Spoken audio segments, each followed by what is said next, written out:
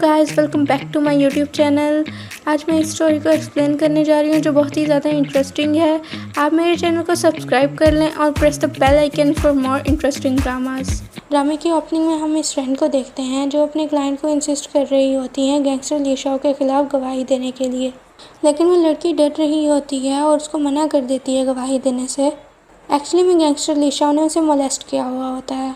फिर रैन को पता चलता है कि उस गैंगस्टर ने उस लड़की के फादर को पैसे दिए हैं और उसका फादर अभी केस वापस लेने के लिए मान गया था। और ये जानकर उस लड़की को बहुत ही बुरा लगता है और रोते हुए वहाँ से भाग जाती है। लीशा उसे बोलता है कि मैंने सुना है कि तुम काफ़ी अच्छी लॉयर हो और काफ़ी सेंसिटिव भी। रैन बोलती है कि आप भी बहुत कमाल के हैं, तभी आप अपने गुनाहों को इतनी अच्छी से हैंडल कर लेते हैं। लीशा उसे अपना कार्ड देता है और कहता है कि कल रात तुम मुझे सर्व करने के लिए आ जाना, मैं तुम्हारा इंतज़ार करूँगा। रैन भी उसे मिलने के लिए बेकरार थी और यहाँ पे हमें पता चलता है कि रैन प्रोफेशन से एक लॉयर ही नहीं, एक सीरियल किलर भी होती है, क्योंकि उसका मानना था जो ऐसे मासूम और लाचार लोगों पर अत्याचार करते हैं उनका इस दुनिया में रहने का कोई हक नहीं। अब वो गैंगस्टर लीशा को मारने के लिए तैयार थी। लीशा और रैन को कॉल करके कहता है कि मैं कब से तुम्हारा इंतजार कर रहा हूँ। रैन उसको कहती है कि बस मैं आ ही रही हूँ। जब लीशा की कॉल कट होती है तो लीशा बोलता है कि लॉयर मेरे सामने कुछ ज़्यादा ही बोल रही थी, आखिर में सबको मेरी पावर के सामने झुकना ही पड़ता है। और कुछ देर के बाद लीशा को आवाज़ आती है। लीशा को लगता है कि रैन आ चुकी है। फिर जब रैन उसके पास आती है तो वो देखती है कि लीशा पहले से मरा हुआ है। अब जल्दी वहाँ पे लीशाओ के आदमी आने लगते हैं। लीशाओ के आदमियों की बात सुनकर रैन छुप जाती है। जब वो अपने बॉस को मरा हुआ देखते हैं तो वो सोचते हैं कि लास्ट में एक लड़की आई थी जिसने ब्लैक ड्रेस पहना हुआ था और फिर वो उसको ढूंढने लगते हैं। अब रैन तो पूरी रिलैक्स थी कि उसको कोई भी पकड़ नहीं सकता और वो वहाँ से जा रही होती है। तभी वो अपने सामने एक लड़की जिन को देखती है। जिन भी उसको रोकता है, लेकिन रैन उसको कहती है कि शायद तुम मुझे कोई और समझ रहे हो और वहाँ से जाने लगती है।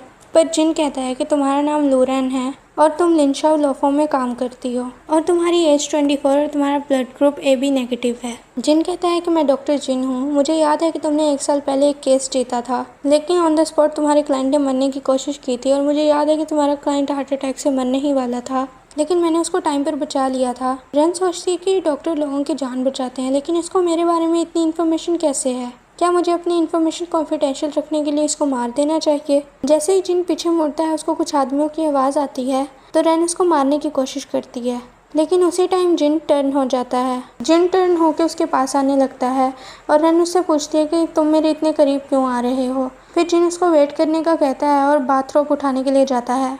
रैन उसको दोबारा से मारने की कोशिश करती है, लेकिन जिन फिर से टर्न हो जाता है और जिन उसको कहता है कि तुम्हें हुआ क्या है। जिन उसको बाथरोब पहना देता है और जिन को भी आइडिया लग गया था कि बाहर लोग किसी ब्लैक ड्रेस वाली गर्ल को ढूंढ रहे हैं। अब जिन डोर ओपन करता है तो वो लोग बोलते हैं कि डॉक्टर जिन आप यहाँ क्या कर रहे हैं। जिन बोलता है कि यहाँ मैं अपने फियांसे के साथ डेट पे आया हूँ, क्या तुम लोगों को प्रॉब्लम है? वो लोग बोलते हैं कि हमें पता नहीं था कि आपकी फियांसे भी है। जिन बोलता है कि क्या मैं आप ग्रैंडपा को कॉल करूं तुम लोगों को कंफर्म करवाने के लिए। वो उससे माफ़ी मांगते हैं और कहते हैं कि बस हम एक ब्लैक ड्रेस पहनी हुई लड़की को ढूंढ रहे हैं। वो वहाँ से जाने लगते हैं। तभी वहाँ पे एक ब्लैक ड्रेस वाली लड़की यांगशी आती है जो जिन के बचपन की दोस्त थी। जिन उनको कहता है कि देख लो ये लड़की भी ब्लैक ड्रेस में है। यांगशी उसे कहती है कि अच्छा, मेरा मेल कंपेनियन रिजेक्ट करके आज तुम किसी और के साथ हो। रैन और यांगशी एक दूसरे को पहले से जानती थी। एक्चुअली यांगशी रैन के बॉस की डॉटर होती है। यांशी यहाँ पे रैन को देख के हैरान थी और पूछती कि तुम्हारा जिन के साथ क्या रिलेशनशिप है। जिन उसे बताने का बोलता है। रैन को समझ नहीं आता कि वो क्या बोले। फिर वो जल्दी से बोल देती है कि वे और जिन जल्दी से शादी करने वाले हैं। तो यांशी हैरान हो जाती है और बेहोश होने लगती है। तो वो लोग उसको संभाल के वहाँ से ले जाते हैं। जब वो लोग यहाँ से चले जाते हैं तो रैन नोटिस करती है कि जिन ने कैन कवर से उसको रिंग बनाकर पहना दी है। फिर वो जिन की तरफ देखती है तो जिन उसको कहता है कि बताओ कब शादी कर रहे हैं। रैन तो उस रिंग को निकालने जा रही होती है, लेकिन जिन उसको निकालने नहीं देता। तभी रैन उससे पूछती है कि तुम चाहते क्या हो, और जिन कॉन्ट्रैक्ट मैरिज के लिए बोलता है। और रैन कहती है कि तुम इतनी बड़ी फैमिली के सन हो, तुम मुझ जैसी मामूली लड़की से शादी क्यों करना चाहते हो। जिन उसे कहता है कि मेरे ग्रैंडपा मुझे यांगशी से शादी करने के लिए फोर्स कर रहे हैं और तुम्हें पता है कि मेरे ग्रैंडपा कितने गुस्से वाले हैं, उनको मना करना यानी मरने के बराबर है। फिर रैन उससे पूछती है कि तुम मुझे ही क्यों चूज कर रहे हो। जिन उसे कहता है कि मुझे पता है कि तुम बहुत ही ज़्यादा पावरफुल हो और तुम ही मुझे यांगशी से डील करने में हेल्प कर सकती हो और तुम मुझे बहुत ही अच्छी तरह से हैंडल करोगी, इसलिए मुझे लगता है कि तुम बहुत ही परफेक्ट मैरिज पार्टनर हो मेरे लिए। रैन उसे सीड्यूस करते हुए शादी के लिए हाँ कर देती है। इसकी बात सुनकर जिन बहुत ज़्यादा खुश हो जाता है। हमें कुछ कुछ देर पहले का सीन दिखाया जाता है कि ली शाओ को जिन ने ही मारा होता है। वो भी रैन की तरह एक सीरियल किलर होता है और वो भी ऐसे इवल लोगों को मारने का मिशन लिया करता था। रैन अपने पार्टनर को कॉल करती है और उससे पूछती है कि ली शाओ को मारने में किसका हाथ है। उसकी पार्टनर उससे रिप्लाई करती है कि ली शाओ को मारने में उसी घोस्ट किलर का हाथ है। अब रैन को किसी भी हाल में पता करना था कि ये घोस्ट किलर है कौन। बाद में यांगशी रैन के ऑफिस में आके उसके ऊपर गुस्सा करना शुरू कर देती है कि अगर तुमने जिन से शादी करने की कोशिश की तो मैं तुम्हें जान से मार दूंगी। रैन उसे कहती है कि अच्छा तुम एक लॉयर को मारने की हिम्मत करोगी, तुम मेरा कुछ भी नहीं बिगाड़ सकती। लेकिन यांगशी तो उसे अभी के अभी जिन से ब्रेकअप करने को बोलती है और कहती है कि जिन सिर्फ मेरा है। रैन कहती है कि अभी देख लेते हैं जिन किसका है और वो जिन को कॉल करके 10 मिनट में उसके ऑफिस में आने को बोलती है। जिन भी जल्दी से रेडी होकर उसके पास जाने लगता है। हॉस्पिटल में सब उसको तैयार हुआ देखकर कहते हैं कि क्या ये ब्लाइंड डेट पर जा रहा है। जिन कहता है कि मेरी फियांसे ने मुझे 10 मिनट में उसके पास आने को बोला है, इसलिए मैं उसके पास जा रहा हूँ। यांशी उसे बोलती है कि मैं लॉ फर्म की ऑनर की बेटी हूँ और मैं तुमसे बहुत ज़्यादा छोटी हूँ, प्लस मैं तुमसे बहुत ज़्यादा प्रिटी भी हूँ। जब यांशी जिन को वेडिंग ड्रेस में देखती है तो वो उससे पूछती है कि तुम यहाँ पे ऐसे ड्रेस में क्या कर रहे हो। जिन उसको कहता है कि बस मेरी फियांसे ने 10 मिनट के अंदर अंदर आने को बोला था, इसलिए मैं यहाँ पे चला आया और हम जल्दी शादी करने वाले हैं। रैन उसको टीज करते हुए जिन के साथ चली जाती है और यांशी उस पर गुस्सा करती रह जाती है। बाद में जिन उसको मूवी दिखाने के लिए लेके आया होता है, तभी रैन कहती है कि हमारी बस कॉन्ट्रैक्ट मैरिज है और तुम अपने हस्बैंड वाले रोल को बहुत ज्यादा ही सीरियस नहीं ले रहे हैं। जिन बोलता है कि मैं बस कपल प्रिटेंड करने की कोशिश कर रहा हूँ। जिन रैन को जूस ऑफर करता है तो रैन उसको पीने से मना कर देती है, तो जिन वो जूस वहीं पे रख कर चला जाता है। तभी रैन की नजर एक ड्रग डीलर पर पड़ती है। थोड़ी देर के बाद उसके पास एक आदमी जोकर के गेटअप में आता है और उसको मार देता है। यहाँ पर यह सीन देखकर लोगों में अफरा तफरी मच जाती है, लेकिन रैन उस आदमी की लाश देखकर बहुत ही ज्यादा हैप्पी थी।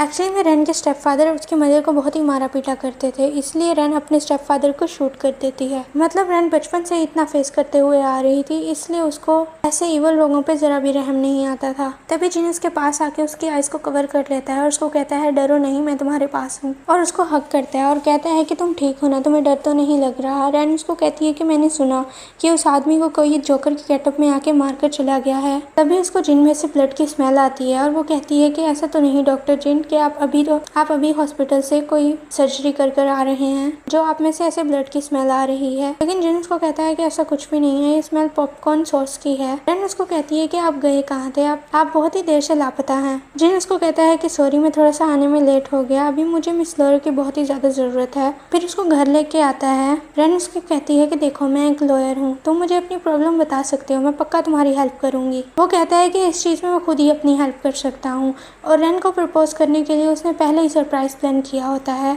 और उसको बहुत ही प्यार से शादी के लिए प्रपोज करता है। ये सब देख के रैन मुस्कुराने लगती है। जिन उसको प्रपोज करता है और कहता है कि क्या तुम मुझसे शादी करोगी। रैन उसको कहती है कि हमारा सिर्फ कॉन्ट्रैक्ट मैरिज है, तुम्हें इतना सब कुछ करने की जरूरत नहीं थी। जिन उसको कहता है कि मैं प्रॉमिस करता हूँ कि मैं हमेशा इस शादी के लिए लॉयल रहूंगा। जिन उसको कहता है कि मैं सच में तुम्हारे लिए सीरियस हूँ। रैन उससे कहती है कि तुम समझ क्यों नहीं रहे, मैं तुम्हारे इन एफर्ट्स के काबिल नहीं हूँ। जिन उसके हाथ में बर्थ मार्क देख के कहता है कि तुम नहीं जानती तुम मेरे लिए क्या हो। हमें पता चलता है कि जब रैन ली शाओ को मारने के लिए गई थी तभी जिन वहीं पर था और वो रैन को मारने ही लगता है ताकि उसका पता किसी को ना चले।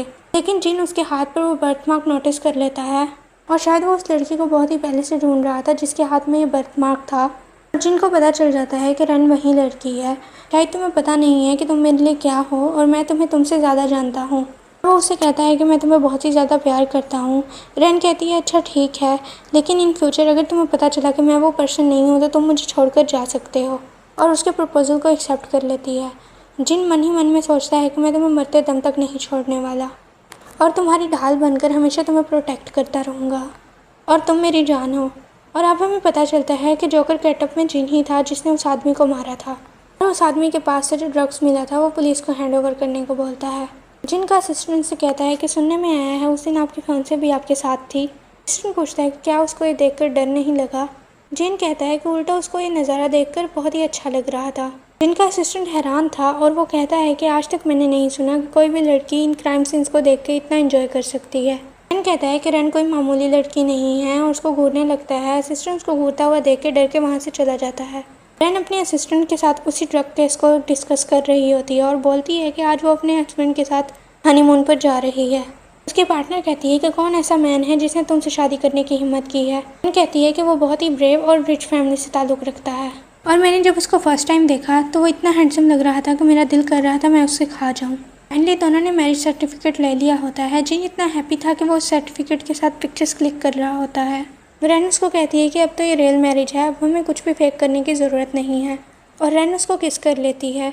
जिन उसको कहता है कि किस ऐसे नहीं किया जाता और उसको पैशनेटली किस करने लगता है। जिनके पास कॉल आ रही होती है लेकिन वो कंटिन्यूसली उसको किस करे जा रहा होता है। ज़्यादा देर फ़ोन रिंग होने पर जिन उठा लेता है कॉल और रैन को घबराते हुए बताता है कि ग्रैंडपा अभी हमें इसी वक्त घर बुला रहे हैं क्योंकि उनको हम दोनों की शादी का पता चल गया है। बट रैन कहती है कि उनको पता कैसे चला। जिन कहता है कि मैंने ही मैरिज सर्टिफिकेट की फ़ोटो वीचैट पे अपलोड कर दी थी और ग्रैंडपा ने देख लिया। रैन कहती है कि तुम मुझे पागल समझते हो, तुमने जानबूझकर ये सब कुछ किया है। जिन उसे कहता है कि तुम मुझे मारकर ऐसे लॉ को ब्रेक कर रही हो, तो रैन उसे बहुत ज़्यादा मारने लगती है और ऊपर से उसको बाइट कर लेती है और मस्ती मजाक में जिन भी उसको बाइट करने लगता है। अब दोनों ग्रैंडपा के पास थे और ग्रैंडपा बहुत ही ज़्यादा गुस्से में होते हैं। रैन बहुत ज़्यादा डरी हुई होती है और सोचती है कि जिन फैमिली बहुत ही ज़्यादा पावरफुल है और वो मुझे पक्का एक्सेप्ट नहीं करने वाले। ग्रैंडपा तो जिन पर गुस्सा कर रहे होते हैं कि तुमने बगैर बताए शादी कर ली और रैन से पूछते हैं कि तुम जिन की वाइफ हो। रैन अपने आप को इंट्रोड्यूस करवाती है और कहती है कि मैं प्रोफेशन से लॉयर हूँ, और ये बात सुनकर ग्रैंडपा बहुत खुश हो जाते हैं और कहते हैं कि मैं कितने ही सालों से इस बात का वेट कर रहा था, और कहते हैं कि फाइनली आज मुझे मेरी ग्रैंड डॉटर इन लॉ मिल ही गई, नहीं तो मुझे लगा नहीं था कि ये बेवकूफ़ कभी शादी भी करेगा। और बहुत ही प्यार से रैन को घर दिखाने लगते हैं और कहते हैं कि मैंने ऑलरेडी बेबीज़ के लिए भी रूम बनवा लिया है, और कहते हैं कि यहाँ पे बच्चों के लिए प्लेग्राउंड भी है। ये सुनकर रैन जिन को देखने लगती है और ग्रैंडपा कहते हैं कि सोने का टाइम हो गया है, इसलिए रैन को जिन के रूम में लेकर जा रहे होते हैं। तभी जिन को अचानक से याद आता है जो उसने मिशन के रिलेटेड प्लान बनाया हुआ है वो रूम के अंदर ही है, और ग्रैंडपा को रूम में जाने से रोकता है, लेकिन ग्रैंडपा दोनों को रूम के अंदर पुश करके रूम का दरवाज़ा लॉक कर देते हैं और कहते हैं कि पता नहीं मैं कितने टाइम से इस दिन का वेट कर रहा था। जब जिन अंदर जाता है तो उस प्लान को छुपाने के लिए जानबूझकर नीचे गिर जाता है और वह देखता है कि उसने लैपटॉप में भी उन लोगों के बारे में सर्च किया हुआ है और जल्दी से उस लैपटॉप को बंद कर देता है। रैन उससे पूछती है क्या हुआ है तुम्हें। जिन उसको कहता है कि मैं बिल्कुल ठीक हूँ। रैन कहती है कि वैसे तुम्हारा रूम तो बहुत बड़ा है, तो जिन उसको कहता है कि जाओ तुम पूरे रूम अच्छी तरह से देख लो। तभी रैन टेबल के पास जाने लगती है तो जिनको याद आता है कि वो अपने इंस्ट्रूमेंट वहीं पे छुपा के रखता है जिनसे वो अपना मिशन कंप्लीट करता है। वो भाग के उसके पास जाने लगता है, लेकिन रैन उसकी बचपन की फ़ोटो उठा के उसको कहती है कि तुम आज भी अपने बचपन की तरह लगते हो, बिल्कुल क्यूट। रैन कहती है कि मुझे इस फ़ोटो को देखकर बहुत ही फैमिलियर सी फीलिंग्स आ रही हैं, तो जिन उसको कहता है क्या पता हम बचपन में मिल चुके हों।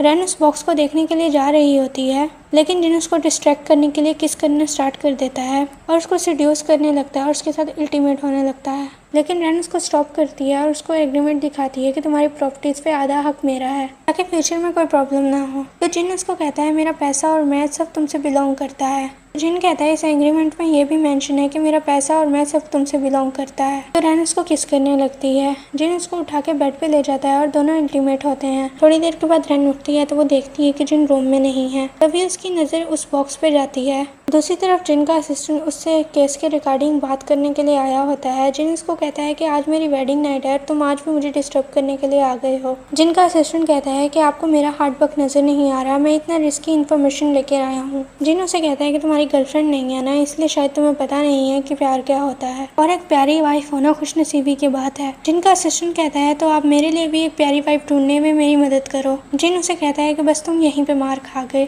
मैंने अपनी वाइफ को नहीं, मेरी वाइफ ने मुझे ढूंढा है। जिनका असिस्टेंट उसे कहता है कि हाँ, मुझे आपने बताया था कि आपकी वाइफ आपका बचपन का प्यार है। रैन उन दोनों को बातें करते हुए सुन लेती है और कहती है कि तुम दोनों किस बचपन के प्यार की बात कर रहे हो। जिनका असिस्टेंट जल्दी से उस फाइल को कवर कर लेता है, लेकिन रैन उसे कहती है कि तुम दोनों कर क्या रहे हो। जिनके असिस्टेंट को समझ नहीं आता कि वो क्या बोले, इसलिए जिन को इशारा करने लगता है। जिन कहता है कि कल मेरी इंपॉर्टेंट सर्जरी है, हम अपने पेशेंट के बैकग्राउंड के बारे में बात कर रहे थे और मेरा असिस्टेंट पेशेंट की प्राइवेसी को प्रोटेक्ट करने की कोशिश कर रहा है। रैन उसे कहती है अच्छा ऐसा है। जिन उसे कहता है कि तुम्हें कोई आइडिया नहीं है कि डॉक्टर की जॉब कितने हेडेक वाली होती है। रैन को सोने जाने के लिए बोलता है, लेकिन रैन कहती है कि रुको, मैं तुम दोनों के लिए कुछ खाने के लिए बना कर लाती हूँ और फिर तुम दोनों सही से अपना काम करना। असिस्टेंट सोचता है कि सच में बॉस कितने लकी हैं, उनको इतनी प्यारी वाइफ मिली है और यहाँ मैं सिंगल, पता नहीं मेरी शादी कब होगी। तो रैन उन दोनों के लिए नूडल्स बना के लाती है। जिन उसे कहता है कि आज फर्स्ट टाइम मेरी वाइफ ने मेरे लिए कुछ बनाया है, आज तो मैं पेट भर कर खाने वाला हूँ। जब वो फर्स्ट बाइट लेता है तो उसका रिएक्शन देखने वाला होता है, पक्का खाना बहुत ही बेकार बना है। जिन उसे कहता है कि सही में नूडल्स बहुत ही ज्यादा अच्छे बने हैं। रैन उसे कहती है कि अगर तुम्हें इतने ही पसंद आए हैं तो मैं डेली तुम्हारे लिए ये बनाया करूंगी। और जिनका मुंह देखने लायक होता है और असिस्टेंट को भी खाने का बोलता है।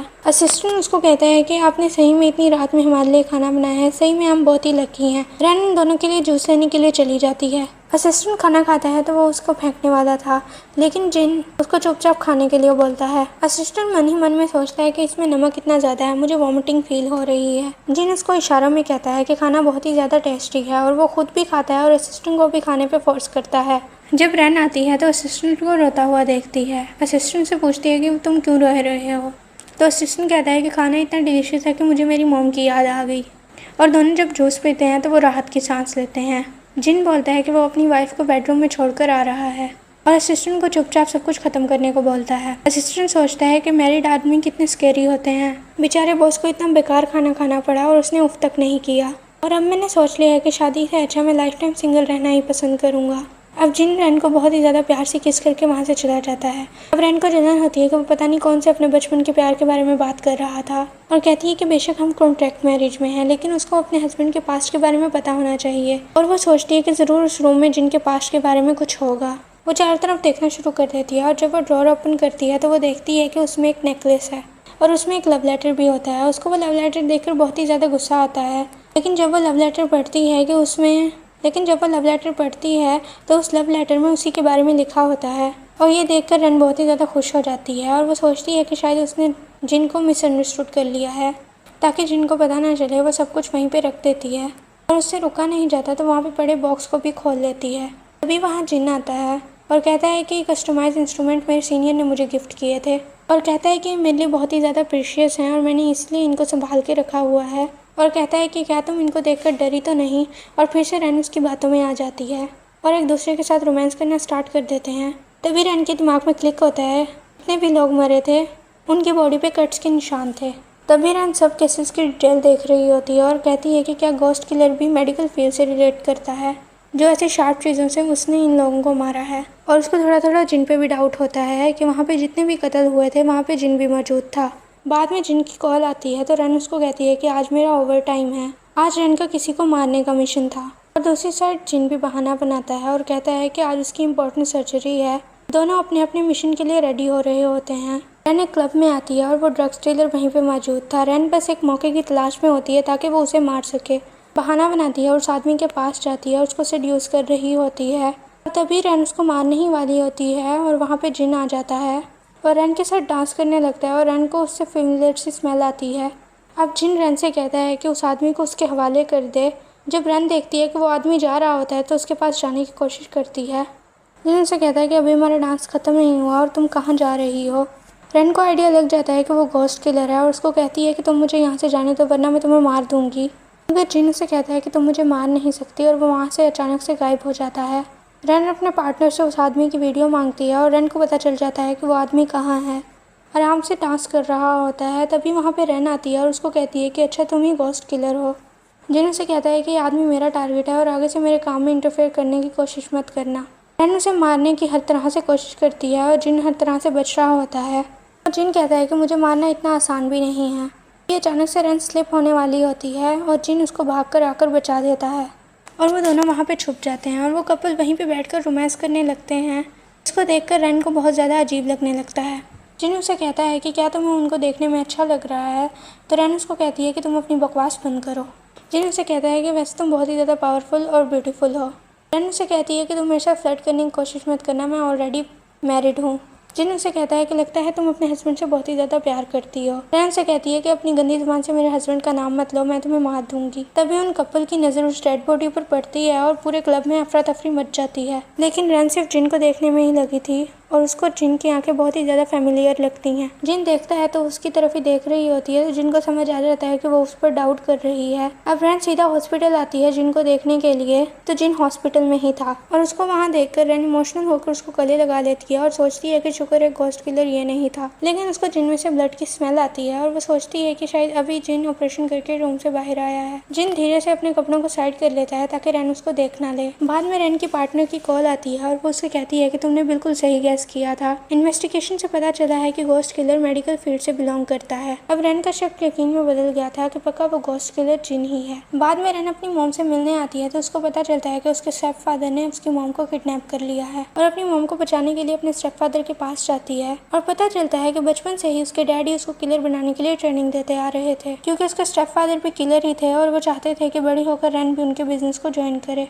रैन के फादर कहते हैं कि फाइनली मैंने तुम्हें ढूंढ ही लिया। रैन कहती है कि चुपचाप आप मेरी मॉम को छोड़ दें। रैन के फादर कहते हैं कि मैंने तुम्हें इतने अच्छे से ट्रेन किया है, क्या मुझे रिपे नहीं मिलना चाहिए? रैन कहती है कि मैंने तुम्हें ऑलरेडी रिपे कर दिया है, तुम्हारे चेहरे का निशान इस बात की गवाही देता है। और पता चलता है कि जब बचपन में रैन के स्टेप फादर उसकी मॉम को मार रहे थे तो रैन ने उनको स्टेप कर दिया था। रैन कहती है कि मॉम को छोड़ दो, नहीं तो मैं तुम्हें जान से मार डालूंगी। उसके स्टेप फादर कहते हैं कि ठीक है, मैं तुम्हारी मॉम को छोड़ दूंगा और मैं कभी तुम्हें परेशान भी नहीं करूंगा, और एक आदमी को मारने के बोलते हैं और रैन उनकी बात मानने के लिए तैयार हो जाती है। इधर जिन भी अपने नेक्स्ट टारगेट को मारने के लिए तैयार था। एक्चुअली में रैन के फादर ने उसे घोस्ट किलर को मारने के लिए कहा होता है, क्योंकि घोस्ट किलर एक गैंग के लीडर को मारने वाला था। रैन उस लीडर के पास बैठ के घोस्ट किलर का वेट कर रही होती है ताकि वो उसको मार सके। तभी वहाँ जिन आता है और वो रैन को देख के वहाँ पे हैरान था। जिन उस आदमी को मारने ही वाला होता है तो रैन उसको रोकने की कोशिश करती है। जिन उसको कहता है कि हमेशा तुम मेरे बीच में क्यों आ जाती हो। फिर दोनों के बीच में फाइट होने लगती है और रैन भी उस पर अटैक कर देती है। रैन उसका मास्क उतारने की कोशिश करती है तो जिन उसको रोक लेता है। रैन उसको कहती है कि क्यों तुम्हें मास्क हटाने में डर लगता है।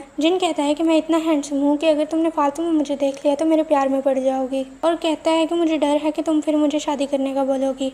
रैन उसको गुस्से से दूर होने का कहती है। बाद में वो गैंगस्टर का लीडर अपने आदमियों को लेकर वहाँ पे आता है तो देखता है कि वहाँ पे कोई नहीं है। बाद में रैन जिन के इंस्ट्रूमेंट बॉक्स को ओपन करके देखती है तो देखती है कि उसमें 2 इंस्ट्रूमेंट मिसिंग है, और उस कपड़े को भी देख लेती है जब उसने घोस्ट किलर पे अटैक किया था। जब जिन शावर लेके बाहर आता है, रैन नाटक करने लगती है कि वो बहुत ही ज्यादा थकी हुई है तो जिन उसको मसाज देने लगता है। रैन उससे कहती है कि तुम भी काम करके बहुत ज्यादा थक गए होगे, चलो मैं भी तुम्हें मसाज दे देती हूँ, और जानबूझ के उसी जगह को प्रेस करती है जहाँ पे उसने घोस्ट प्लेयर को हार्म किया था। जिनको तो बहुत ही ज्यादा दर्द हो रहा होता है लेकिन जानबूझकर नॉर्मल होने की एक्टिंग करता है। फिर जिन रैन को भी उसी जगह प्रेस करता है जहाँ पे उसने उसको चोट दी होती है और पूछता है कि ये सब कैसे हुआ, क्या तुम्हें दर्द हो रहा है। रैन उसे कहती है कि बस एक बेकार सा क्लाइंट मिल गया था, उसी ने उसको हर्ट कर दिया, वो हमेशा मुझे परेशान करता रहता है और तुम मुझे आइडिया दो कि मैं उस बेकार आदमी से कैसे जान छुड़वाऊं। जिन उसको कहता है कि तुम मुझे उस आदमी के बारे में बताओ, मैं उसको नहीं छोड़ने वाला, और उसको किस करने जा ही रहा होता है तो रैन उसको पीछे कर देती है। तो रैन उससे कहती है कि तुम टेंशन ना लो, मैं उस आदमी को डील कर लूंगी। अब रैन 100% श्योर थी कि जिन ही घोस्ट किलर है। तो रैन उससे कहती है कि अब मैं तुम्हें क्या बुलाऊं, जिन या घोस्ट किलर। तो जिन उसे कहता है कि तुम भी मेरे सामने मिस्टीरियस लुक में आती थी, बहुत ही ज्यादा प्यारी लगती थी। रैन उसको कहती है कि अब मैं तुम्हें मारने के बाद और भी ज्यादा सुंदर लगने लगूंगी। तो रैन उसको मारने ही जा रही होती है तो जिन अपनी प्रोटेक्शन के लिए उसके साथ फाइट करना स्टार्ट कर देता है और उसी के ड्रेस स्ट्रिप्स को कट कर देता है। तो रैन उसे कहती है कि तुम सही में बहुत ही ज्यादा बेशर्म हो। जिन कहता है कि बेशर्मी कैसी, मैंने कभी भी तुम्हारे अलावा किसी लड़की को आंख उठाकर नहीं देखा है। रैन सोचती है कि इसको पता था कि मार्क्स के पीछे वही है और जब भी इससे मिलता था तो जानबूझकर इसका एडवांटेज लेने की कोशिश करता था, इसलिए उस पर गुस्सा करने लगती है। पर जिन तो फाइट भी रोमांस के साथ ही कर रहा होता है और कहता है कि मैं तुम्हारा एडवांटेज क्यों उठाऊंगा, तुम मेरी वाइफ और ये सब करना मेरा हक है। और रैन अभी भी गुस्सा कर रही होती है लेकिन जिन उसको कहता है कि क्यों ना हम दोनों मिलकर काम करें, ऐसे तुम्हारा बर्डन भी कम हो जाएगा। रैन उसको कहती है कि मतलब तुम्हें मेरे बारे में ऑलरेडी पता था, और जिन कहता है कि मैंने तुम्हें कहा था ना, मैं तुमसे ज्यादा तुम्हें अच्छी तरह से जानता हूँ। तो रैन कहती है कि हमारा कॉन्ट्रैक्ट मैरिज भी तुम्हारे लिए एक स्कैम था,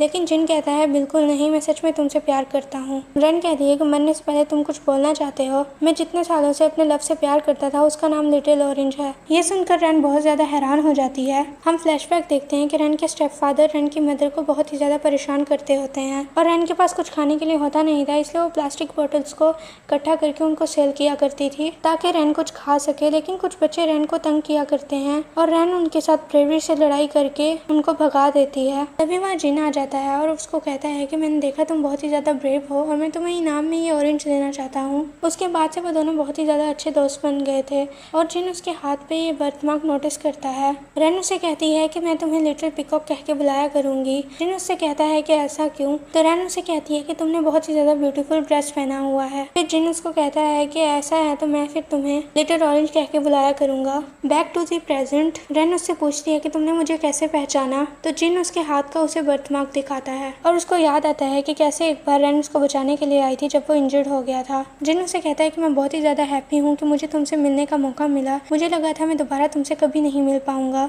ये सुनकर रैन बहुत ही ज्यादा खुश हो जाती है और कहती है कि अब से टॉप किलर और घोस्ट किलर दोनों एक साथ रहने वाले हैं। अब दोनों ने मिलकर काम करना स्टार्ट कर दिया था और अब जिन को पता चलता है कि वो बहुत ही ज्यादा ब्यूटीफुल बनकर एक पार्टी में गई है तो जिन बहुत ही ज्यादा जेलस हो रहा होता है कि कोई और लड़का उसको अप्रोच ना करे। रैन उसको कहती है कि तुम जेलस होना बंद करो। जिन कहता है कि लोकेशन में शो हो रहा है तुम्हारे स्टेप फादर और वो किलर उसी बार में है। अब एक लड़का रैन को उसके साथ ड्रिंक करने को बोलता है तो जिन सुन लेता है तो जिन उसको नाम बोलने को कहता है, लेकिन रैन जानबूझकर उस लड़के के साथ ड्रिंक करने चली जाती है। अब रैन उस लड़की को जानबूझकर इंट्रोड्यूस करती है क्योंकि वो लड़का उस गैंग के लीडर का बेटा होता है। अब रैन उसे रूम में चलने को बोलती है तो वो लड़का उसको रूम में ले जाने के लिए रेडी हो जाता है। उस गैंगस्टर के बॉडीगार्ड बोलते हैं कि आपके फादर ने बोला है किसी भी आउटसाइडर को अंदर आना अलाउड नहीं है और वो लड़का गुस्सा करने लगता है कि ये कोई आउटसाइडर नहीं है और वहाँ से चला जाता है। अब वो लड़का रैन को रूम में लेके जाता है और उसके करीब आने की कोशिश करता है। तभी जिन रूम में आकर उस लड़की को बेहोश कर देता है। रैन उसे कहती है कि तुम यहाँ क्यों आए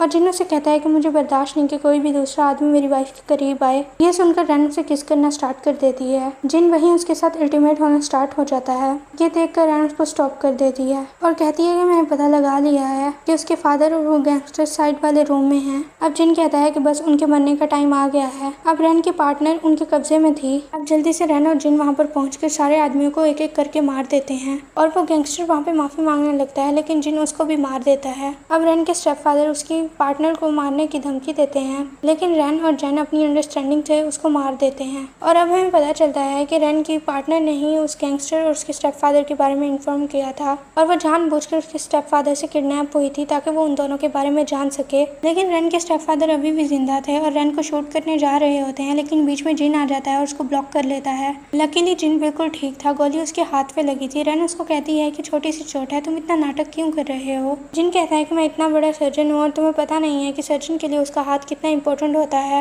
रैन बोलती है कि तुम टेंशन नहीं लो, तुम्हारा हाथ बिल्कुल ठीक है। और जिन उसे कहता है कि बस छोटी सी चोट है और ये तुमने क्या किया है। रैन ने उसके पूरे हाथ पे पट्टी बांधी होती है। रैन कहती है कि तुम मेरी वजह से हर्ट हुए हो ना, इसलिए जब तक तुम ठीक नहीं होते तो मैं तुम्हारी हेल्प करूंगी। तो जिन उसको कहता है कि तुम मेरे दूसरे हाथ पे भी पट्टी बांध दो। तो रैन सच में उसके दोनों हाथों पे पट्टी बांध देती है और जिन का मुंह देखने लायक था और रैन जानबूझकर उसको टीज कर रही होती है। अब जल्दी जिन के पास उसके असिस्टेंट की कॉल आती है और अब उससे कॉल उठाया नहीं जा रहा था तो इसलिए रैन उसकी हेल्प करती है। असिस्टेंट ने न्यू मिशन के लिए कॉल किया होता है तो जिन कहता है कि अभी वो इंजर्ड है। रैन कहती है कि उस मिशन का इन्फॉर्मेशन मुझे सेंड कर देना, मैं पूरा कर दूंगी। तो असिस्टेंट रैन की बात सुन के हैरान था। रैन कहती है कि अब टॉप किलर घोस्ट किलर के साथ मिलकर काम कर रही है। असिस्टेंट हैरान था कि रैन भी एक किलर है। असिस्टेंट जिन से कहता है कि आपने पहले अपनी वाइफ के बारे में मुझे क्यों नहीं बताया। और रैन कॉल कट कर देती है और अभी भी जिन को परेशान करने में लगी हुई थी। और अब हम कुछ टाइम के बाद का सीन देखते हैं। दोनों मिलकर मिशन को कंप्लीट किया करते थे और उन दोनों का छोटा सा प्यारा सा बच्चा भी होता है और उन दोनों की लाइफ में फाइनली सब कुछ हैप्पीली हो रहा होता है और इसी के साथ इस स्टोरी की हैप्पी एंडिंग होती है।